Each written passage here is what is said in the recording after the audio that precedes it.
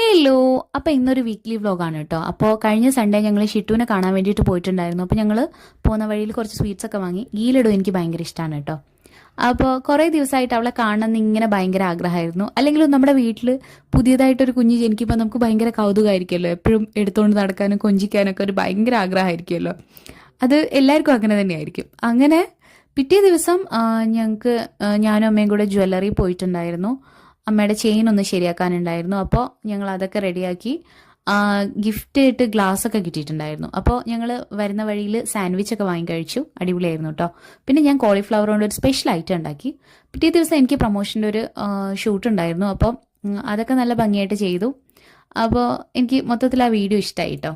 അപ്പോൾ പിറ്റേന്ന് രാവിലെ കുറേ അലക്കാനായിട്ടുണ്ടായിരുന്നു. ഞാൻ കുറേ പെൻഡിങ്ങിൽ വെച്ചിട്ടുണ്ടായിരുന്നു. അപ്പോൾ എല്ലാം അലക്കി. നല്ല മഴയുമാണ് ഈ ഒരു സമയത്ത്. പിന്നെ കുറച്ച് റംബൂട്ടാൻ വാങ്ങിച്ചിട്ടുണ്ടായിരുന്നു. വൈകുന്നേരം എസ്ലിന് സുഖമില്ലാതെ ഡോക്ടറെ കാണാൻ പോയി.